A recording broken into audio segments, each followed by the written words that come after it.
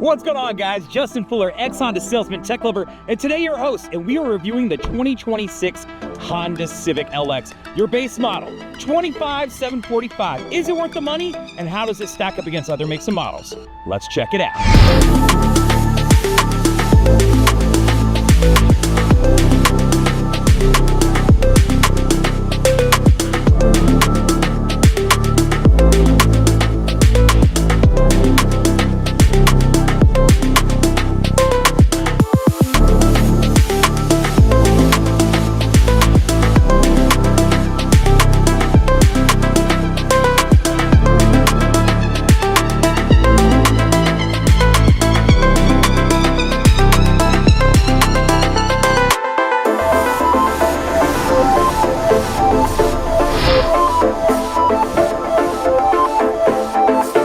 Guys, so let's talk about what's underneath the hood of the 2026 Honda Civic LX. So let me pull you on in here.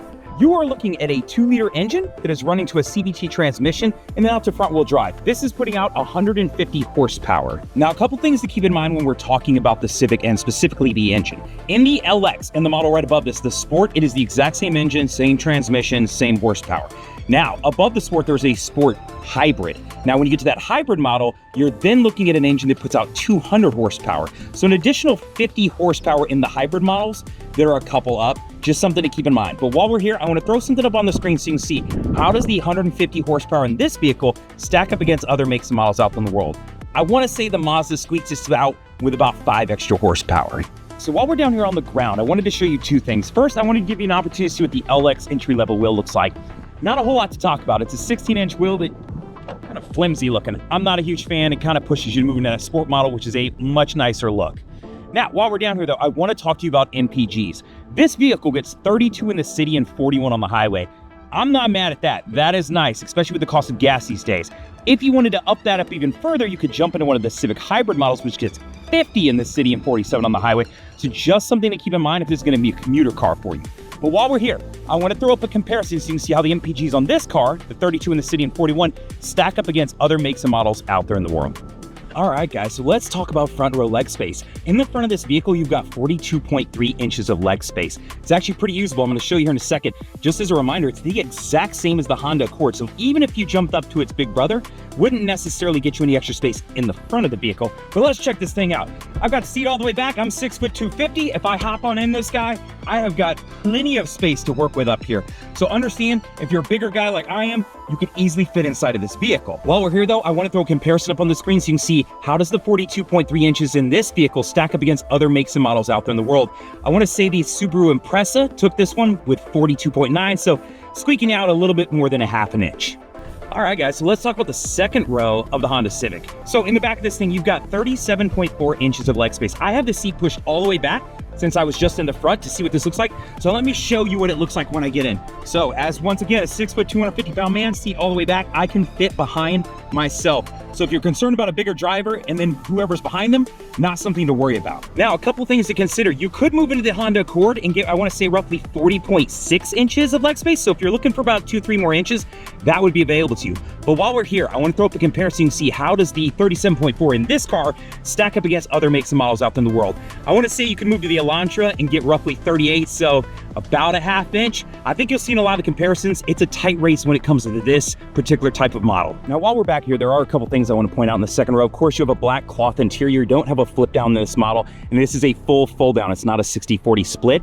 And then as you move up here, you'll see there's air vents in the front, but there is no USBs or air vents in the second row of this vehicle. So let's talk about cargo space in the back of the vehicle, right? So I've got my key here. The first thing that I learned on here is there's a button to pop the trunk.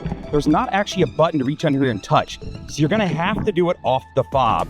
Something kind of weird. Don't know why they did that. Could have added a button to make it a little bit easier, but just something to note. While you're in here, you've got 14.8 cubic feet of cargo space. While we're back here, I'll point out the car does come with carpeted floor mats. Not every model does when it comes to other makes and models, so understand that. In here, underneath, you've got your spare, your jack, and your accessories. You can see that full fold flip down that you got right there as well. All right, guys, so there's a couple things I want to do here. First, I want to let you know, 14.8 cubic feet in here is very usable. If you're an active person, you had some bags, maybe you're going to the airport, something like that, you can easily fit what you need into, so just understand that.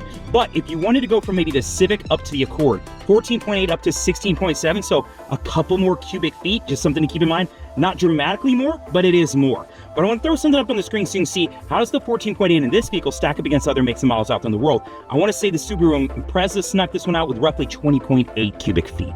All right, guys, so when I sold Hondas, this is arguably one of the things I felt like people struggle with the most when they're shopping for a new vehicle, and that's understanding trim levels. So we're in the LX model right now. That is your base model. Above that, there's a Sport. Above the Sport, there's a Sport Hybrid, and then above the Sport Hybrid, there is a Sport Touring Hybrid. So there are 4 models, right, for the Honda Civic for 2026. One, if I'm in the LX and I'm saying, hey, what if I went up to the next model? How much extra money would that cost me? But 2, what is the extra items that I would get by moving from the LX up to the Sport model? So I'm gonna throw that up on the screen so you can understand, hey, this is what it looks like, this is what I'd spend. Now, the next jump I want to show you after that is if I went from the LX and said, hey, I really want the MPGs. I'm going to skip over the Sport. I want to go to that Sport Hybrid, right? So you're going to make essentially 2 jumps. So if I'm going from the LX up to the Sport Hybrid, how much extra money is that going to cost me? But what additional items am I going to get, right? Because it's going to be all those Sport items plus what else. So go ahead and take a look at that. All right, guys, so I'm back on the ground again, but of course for a couple different reasons. See what the front end of this vehicle looks like. I think when everybody looks at a car, you kind of try to figure out, is it smiling? Is it grimacing? Like, what does the character of the front end of the vehicle get? Leave a comment. Let me know what you think. But while we're here, I want to talk to you about ground clearance. Depending on where you live in the country, what kind of roads you're on, that may matter to you. You've got 6.2 inches of ground clearance to work with on this vehicle. Now, if you were looking at a Honda Accord, it actually drops down to 5.3, so just something to keep in mind if you're looking at this car versus its big brother. But while we're here, I want to throw something up on the screen so you can see how does this car stack up against other makes and models out in the world. I want to say the Honda Civic wins this category. So let's take a second to talk about safety when it comes to the Honda Civic, right? Now you've got your normal things like LED daytime running lights, and you've got 2 front, 2 side, 2 full curtain, 2 rear, and 2 knee airbags in the vehicle. Things that you kind of come to expect in a vehicle. But let's talk about some of those other active features that you can turn on and off and take advantage of. So let's talk about some of the safety support features. So I've gone through the menu here and scrolled to them, and I'm going to go ahead and select them. Now let's talk about what these features are. So the first one you've got is road departure mitigation. What that feature is the car is using a camera up by where the rear view mirror is to detect the lines on the road. If you start to drift off the side of the road, the car can actually give you an audible alert and vibrate the wheel to say, hey, wake up, pay attention, you're drifting off the road. You can turn this feature, of course, on and off. Now, the next one is collision mitigation braking system. What this is using is a radar that's down in the grille to bounce it off cars in front of you. So if a car in front of you started to slow way down and if you were coming up on it and it's bouncing that radar off and it's looking like you may rear end them, first it can give you an audible alert, then it can flash in the dash, and then actually apply the brakes to help prevent the accident. Now, the next 2 features are controlled off the right side of the steering wheel. The first one is going to be your adaptive cruise control. So when you get up to the speed you want, you're going to set your speed, right? And the same indicator will come on up in the dash. From there, you can then press this button. When you press this, you're going to see boxes appear from the dash. The more boxes you see, the more distance it'll keep between you and the car in front of you. So what that means is if we're driving down the road, it's using that same radar to bounce it off in front of cars in front of me.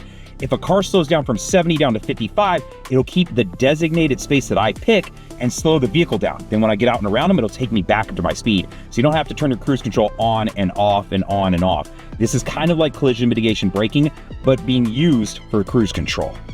Now, the next feature is lane keep assist. That's this button right here. When you press this button, you're gonna see that same indicator come on up there in the dash. What this is using is a camera up by that rearview mirror that we talked about earlier to detect the lines on the road. So let's pretend I'm in the middle lane of a highway. If I started to drift to the left or the right out of my lane, it can actually correct for me and pull me back into my lane. So if you've ever been in a car that feels like it pulls a little bit to the left or the right, that's the feeling that it gets. You can overpower it in the event of an emergency, but it's just designed to make sure you don't drift into another lane because you're distracted and hit a car. All right, guys, so let's take a second to talk about touchscreens. Inside of the LX model, you're going to get a 7-inch touchscreen. This is going to live in all the models with the exception of the very top-end model, that's Sport Touring, which offers a 9-inch touchscreen. So I just want you to understand that. Now, while we're here, I want to do 2 things. I want to throw up a comparison so you can see how this stacks up against other makes and models out there in the world. I want to say if you go to the Mazda 3, they offer an 8.8-inch touchscreen, so, you'll get yourself an inch or so, a little bit bigger. Now, you could move into the Accord, which, depending on the trim level you pick, offers a 12.3-inch touchscreen, so considerably bigger. So just something to keep in mind in case you're shopping Accords and Civics. So really quickly, I just want to touch on speaker systems because I want you to understand, depending on the trim level of the vehicle you pick, will determine the amount of speakers and wattage that you get out of them. So there's a 160-watt speaker 4 system, which is what you'll find in the base model. When you get to those mid models, 180-watt 8-speaker system. If you go that very top-end touring model, a 300-watt 12-speaker Bose system. So understand there is some differences depending on the trim level. So I guess the $25,745 MSRP question is this Honda Civic worth it? I would say yes and no. And what I mean by that is, owning the Civic is a great vehicle to own. They're safe, they're reliable, they have great safety features, they've got a pretty decent tech setup, even in the base model, which we're in, and you can jump up trims and get a lot more. But what I like about it is that, one, it's got good resale value. They're known for being reliable and safe, and if you're going to put your kid or somebody into it later in life, it's kind of a nice car to have. And the other part to that is, of course, if you want to do anything to these vehicles, aftermarket-wise, there are so many options, so many available, accessories and different things you can do. There's all these different things that exist out there in the ecosystem for the Honda Civic, and for that reason, I really like it, because when you get into other makes and models, you don't always get that. So if you're considering one, I highly encourage you to check out the Honda Civic. Of course, check out some of my other videos if you want to learn about the Civic Hybrid. I've done some different reviews, or any other Hondas, right? Accords, HRVs, the Ridgeline, the Odyssey, whatever the case would be. So a couple things to ask you for favors. I hope you like, comment, of course, subscribe, and share the video. If you got some friends searching, I hope you'll share this video so they can check it out.